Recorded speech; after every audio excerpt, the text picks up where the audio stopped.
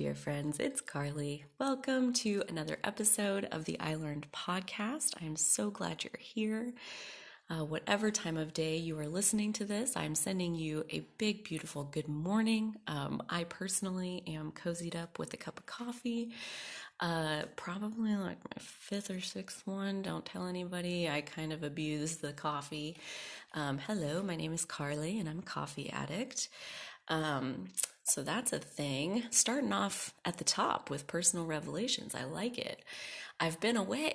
I've been away for what feels like ever, and I think is actually something like 9 days since I last recorded an episode. And it's interesting because while that 9 days is going along, I all the time I'm thinking, not all the time, but a lot during each day, I'm thinking like I really want to record an episode. I love recording episodes. It's like one of my favorite things that I do. Um, but I I have a very specific idea of the type of energy that I want to contribute to anyone who is listening to this episode, to any of my episodes. So I wait for the energy to come into alignment, aka like what happened this morning, where I couldn't not record an episode. I was excited about it. It's how they all feel when the idea comes that I want to get on there and talk.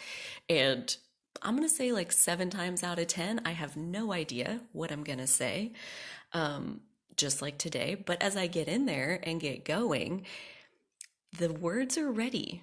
It's not really my spiel. I'm just notified when the processing is complete and we are ready to share this message through Carly translating it to words. So, like that's really cool. And I love to be the translator like that. It feels really, really, really good to let this energy flow through me and turn it into spoken words. And I miss it so much when I'm not a vibrational match to doing it, like the last 9 days. But at the same time, I have to give myself grace and the how I handle it when I'm in that moment, where I realize like my energy is not not ready for a podcast right now, as much as you would love to get on there and ramble. So, maybe you get your journal out and tell the story to your journal, look in the mirror and tell the story to yourself. That's a real thing. Soothe yourself. And when you're soothed from a place of wholeness and wellness and dominant well-being, then go out and engage. And this is how I tell myself. So the last 9 days, basically, I've been more in a place of connecting the dots and feeling the empty space between the disconnected dots, and then watching the dots connect and experiencing the evolution of thought that, brings me up to speed with what I'm trying to wrap my mind around. And a lot of the main thing, was that last episode that I made, which was in the moment so fucking therapeutic. I gotta say, like, I got off of that episode and it felt cathartic to tell that story, to say that out loud. And yet, this, I'm not gonna call it a spiral because that sounds really forceful and like I was out of control about it.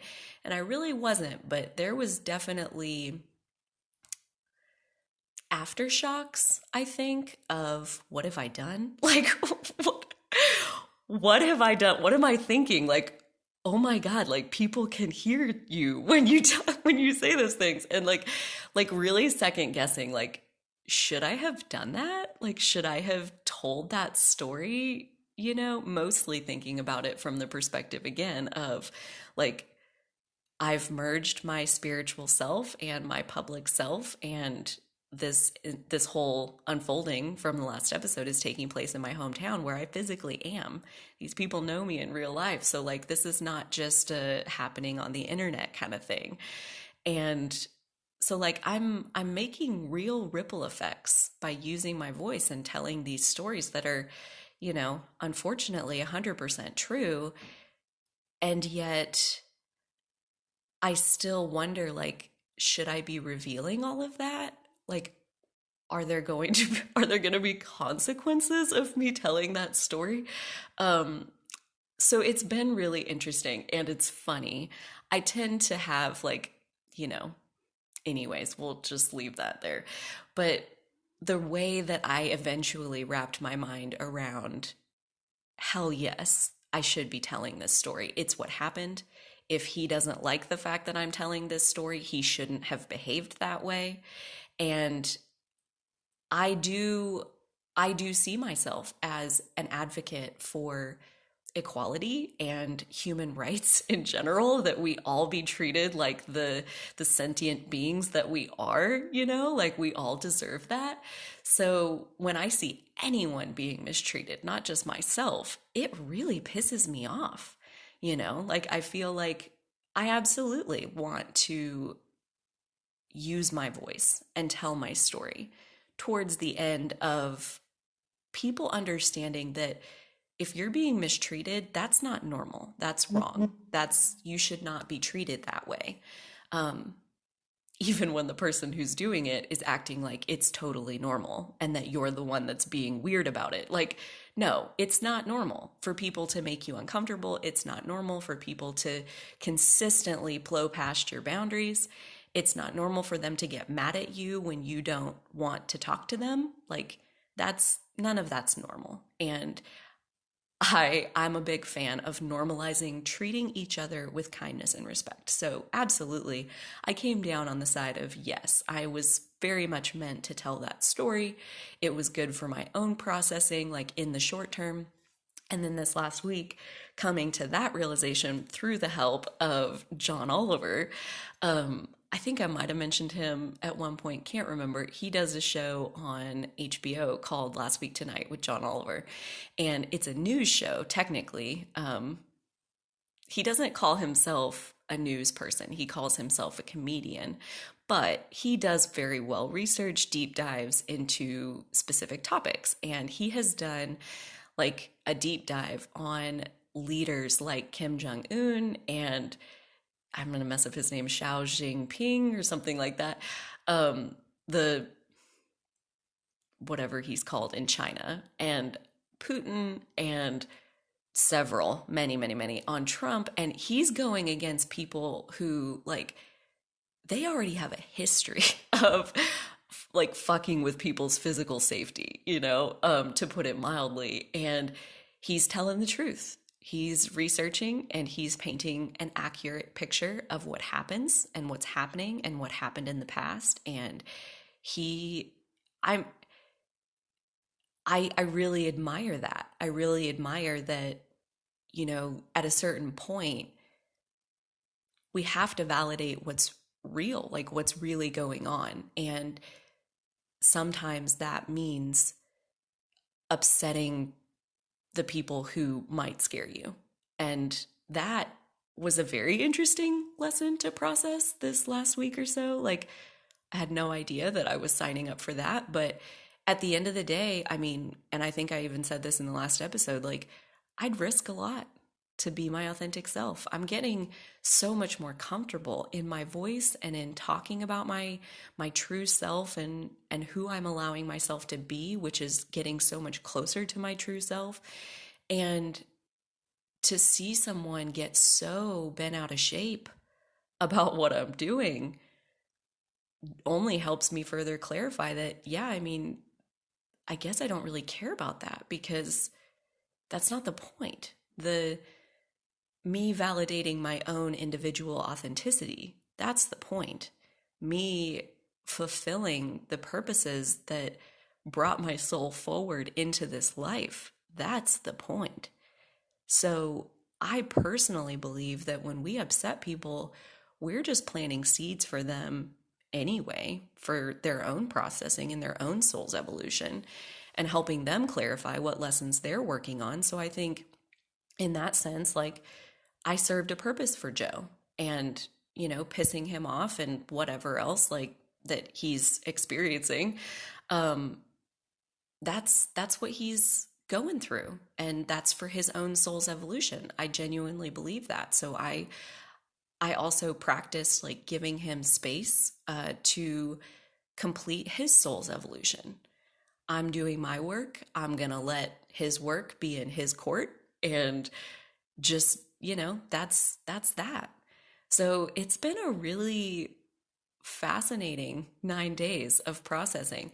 Meanwhile, like I said, I'm getting better. Well, I said really good because I like to, pump myself up and speak it to life, Um, but I am getting so much better at speaking my truth and not backing down from doing that. Like at my grandma's funeral, and especially the lunch afterwards, I was visiting with some family, and everybody wants to know, like, they all are pretty aware that I'm only working at Cecil K's, the grocery store, 2 days a week. And so what are you doing with the rest of your time? And so I told them, like, I'm running a spiritual practice. I do readings for people and general spiritual reflections for people. And I do a podcast and I make YouTube videos, and most of them, like, they just nodded along and they smiled and they didn't have any reaction, basically,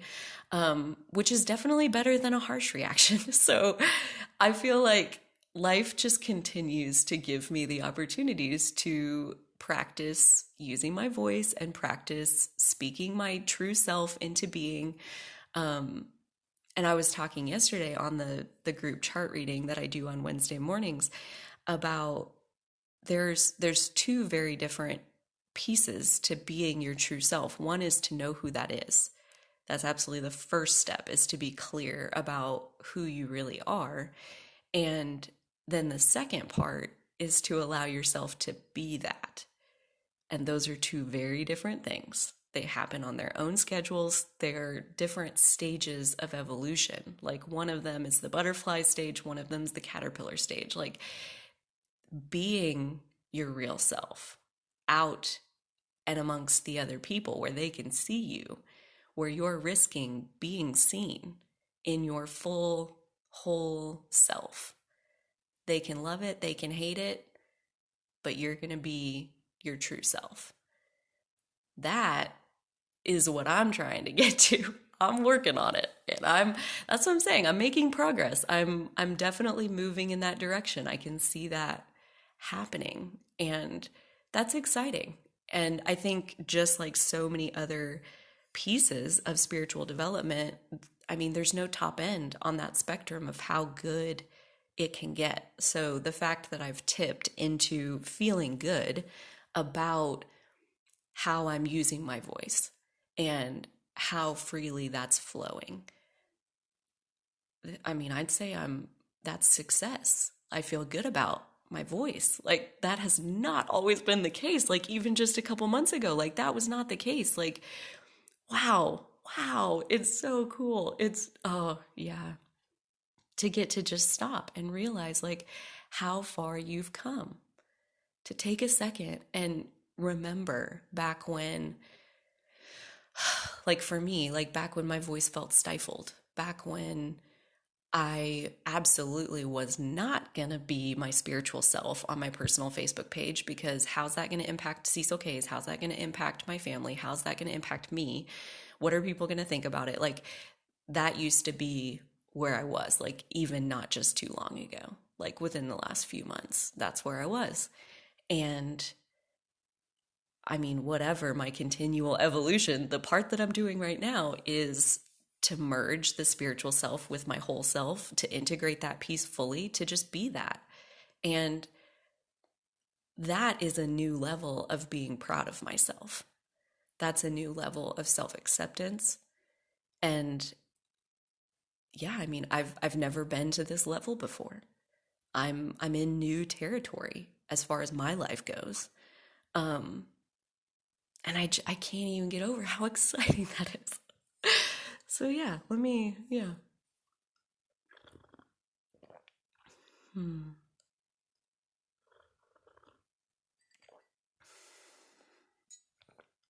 Life is pretty good.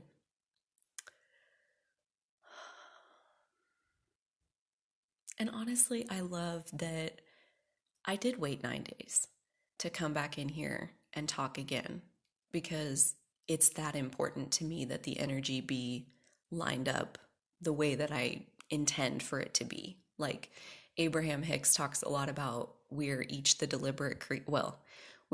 creator of our reality. And whether you're doing that creating by default, aka just responding to what life gives you, or you're creating deliberately, you're the deliberate creator, which means you're choosing your energy on purpose, aka like that's what I'm talking about on this podcast is like I am not going to come on here if my energy is not aligned the way that I need it to be for this what I'm trying to create.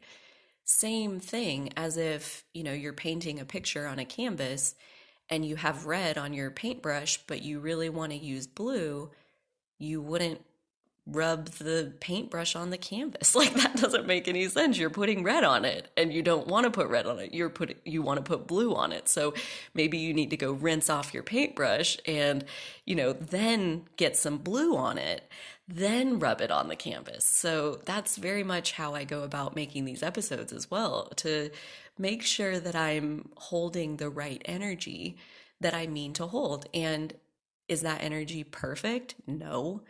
Is it the best that I can reach for in that moment? Yep, absolutely. This is the best energy I can reach for in the recent past, in the last 9 days. So basically, like, what that means is like in the last 9 days, my energy has not felt this good. So it's not that I'm like not willing to share about that time.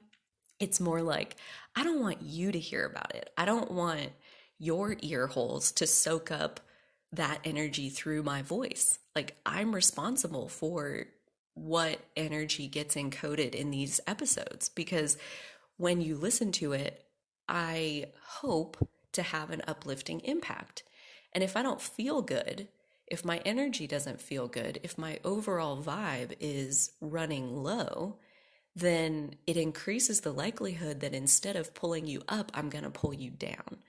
And I am not willing. That's always been a hard line. And so that's why I was so isolated for so long in my life, because I was miserable. And I already had that understanding that like I'm not going to put this energy on other people unless you were my significant other, in which case, oh man, I was kind of a nightmare back in the day. And, that was its own learning experience. So it all unfolds the way that it's supposed to. But that's the gist of what it means to be a deliberate creator, is like, if your energy's not right, then don't do it. And the last 9 days, my energy has not been right. So yeah, I mean, maybe talk just a little bit about like, here's something fun. So one of the steps along the way that I noticed, as far as like as I was evolving and living by my emotional guidance system, aka like really leaning for good feeling thoughts and good feeling moments and other good feeling people, and reaching for those things on purpose as often as possible and minimizing any time that I spent touching anything negative. Like that's what it means to be a deliberate creator. And these last 9 days, I mean, my lows at this point aren't that low. Like compared to what they used to be, like compared to, coming face to face with contemplating suicide, like I don't even know how many times, like on and off for like a solid decade and a half. And that was my norm. That wasn't even really the low. It was more normal because I more spent most of my time there. And the spike or the abnormality was when I would go through periods of happiness briefly before returning to the depths. And so now it's more like I live at positive frequencies. That's normal. It's normal for me to wake up in the morning and feel good about my day. It's normal for me to go to bed at night and feel happy about my day. It's normal for me to talk to other people and be treated with kindness and to treat them with kindness. That's normal because for 5 years, every day I've shifted towards that, like 1 inch every day. And, it just doesn't take that long. to even flip onto the positive end of the spectrum. So now when I'm low, it more is a feeling of like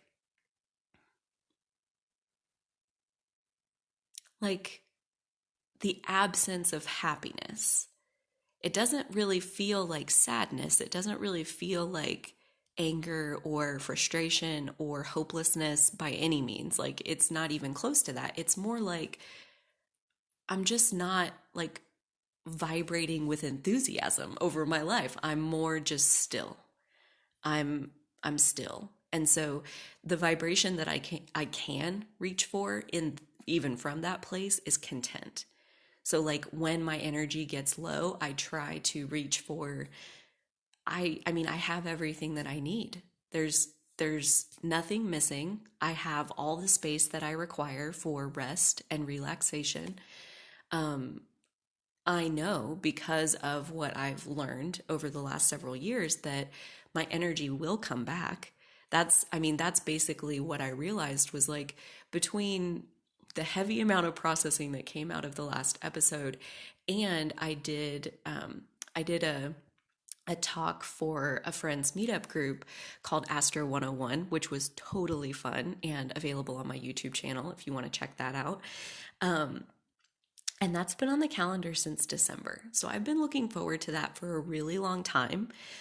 I was very energetically invested in being successful at that event, and I think I was. I'm very, very happy with how it went. Um, and then 2 days later, I had a speech for a K State Alpha Zeta chapter, which is just a club in the College of Agriculture there at K State. And that has been on the calendar. I was originally supposed to give that speech at the end of March 2020. Obviously, that was like 2 weeks after COVID hit and they canceled the event. And, much apologies, no big deal. I totally understand. I'm really not shocked. So just kind of go on with my life. And then they emailed me a few months ago and say, like, hey, since we canceled last year's event, would you like to be this year's speaker? Obviously, I love any opportunity to, do the talking thing. And so I did that on Monday night, just 2 days after I did Astro 101. So that one I've been looking forward to and energetically investing in for like, I don't even, I'm going to say like 15 months that has been in my radar. And to have it come to fruition and again be so happy with how it went, I feel like I spent every ounce of energy I had at that point in those two events. And coming off of especially the second one, like when I woke up Tuesday morning, I was just like less than empty. I was absolutely spent. My gas tank was completely empty. And so these last 2 days have been really, really focused on gratitude for how awesome those two events went. Everything that I had pre-paved about those events, it came true. It was all very successful.